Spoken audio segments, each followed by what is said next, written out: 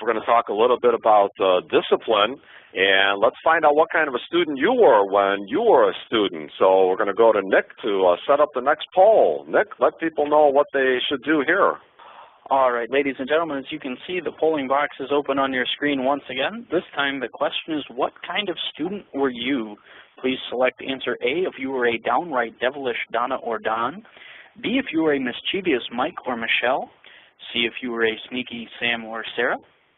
Please select D if you were a cooperative Carrie or Cameron, E if you were an angelic Adam or Alice, or finally please select answer F if you were a teacher's pet Tom or Terry.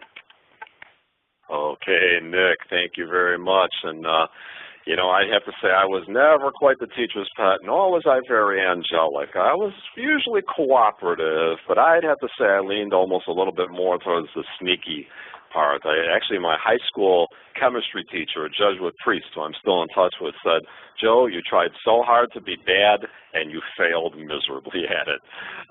So, you know, I think a lot of us go through phases in life as well. And so we have a lot of results coming in, and Nick, tell us what we're finding out about the catechists who are logged in tonight. All right, Joe, our group tonight feels that they're mostly cooperative Carries or Camerons. However, Joe, we do have every single option covered this evening. And it's interesting, I think tonight we have more mischievous catechists than we had in the previous two. Isn't that true? Absolutely. I think there's a reason for that. I think junior high and high school catechists are people who went through this, and they know what it's like to be a kid who had a tough time at that age, and now they want to turn around and help young people. So yeah, many of us did go through a mischievous period or a sneaky period. Well, let's take a look at some of the ways that we can deal with discipline so that we can keep order with kids this age, because it's going to be a challenge. The first thing is, let's make sure that we understand the role of discipline. You don't want to become a drill sergeant. Discipline is a means to an end, not an end in and of itself. So you want to make sure that the more important thing that you have is a rapport with your students, which, again, doesn't mean you becoming their friend, but having a good, healthy rapport with them and having discipline that shows structure and that you have demands for them to live up to. Be sure you identify the improper behavior that's going on. You know, keep your eyes open so that you can see exactly what's happening and then sort of zero in on that and call out that improper behavior instead of just, you know, kind of reaming the whole class at the same time, because that's just going to bounce back against you. Especially important with kids this age is don't panic. Take a deep breath. Remind yourself, okay, these are teenagers. That's not to let anything go, but by the same token, don't panic. Just, you know, take it slow. Try to respond to the improper behavior without interrupting your class. So walk over to where the little fire has started that you have to go put out, but keep talking and just, you know, a little tap on the shoulder or a tap on the desk of the student or students who are causing this while you continue the lesson. And they're going to find very soon that you don't stop for this kind of goofing around. You don't have time for that. You're going to keep on teaching, but you're going to deal with it at the same time. And idle mind is the devil's playground, so keep those kids involved, keep them participating, especially with this age group. I think it's very important to greet them at the door with an activity.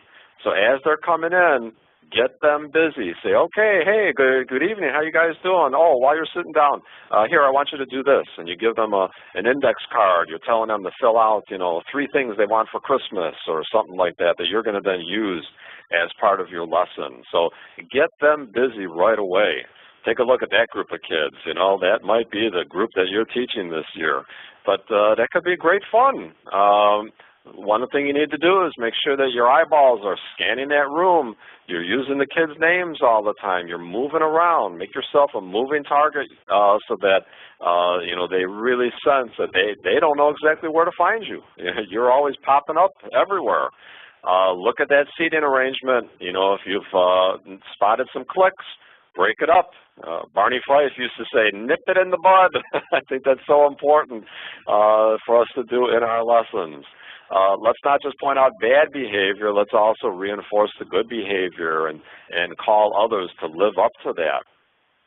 So, you know, at the start of your year, make a few rules and explain them, and then just enforce them consistently, and get to know these kids. Get to know what teenagers are like, get to know what they respond to, and get to know how they also react to some of the ways that you enforce your discipline.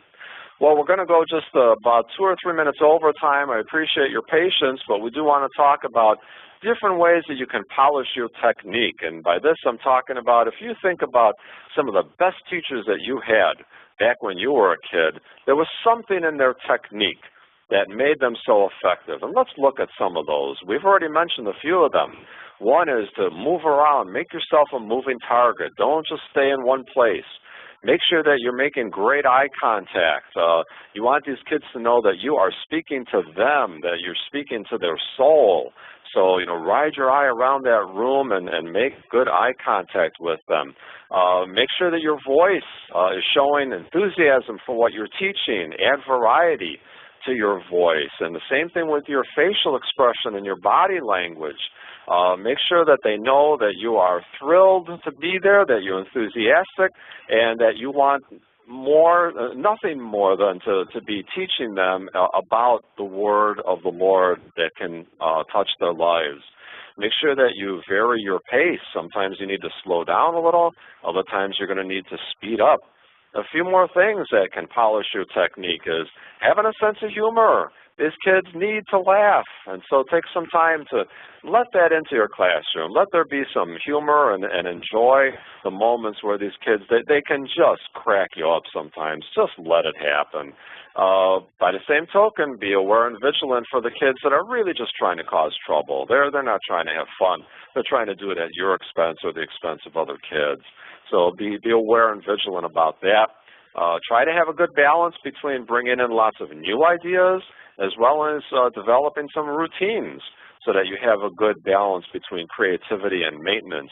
And then also show some real feelings. These kids need to know that you're real. So tell them about the times that you were a teenager and you screwed up and you hurt your parents by your behavior, or you hurt a friend or a sibling, or you were sad about something. They really appreciate knowing that you weren't perfect when you were a teenager, and those stories can go a long way.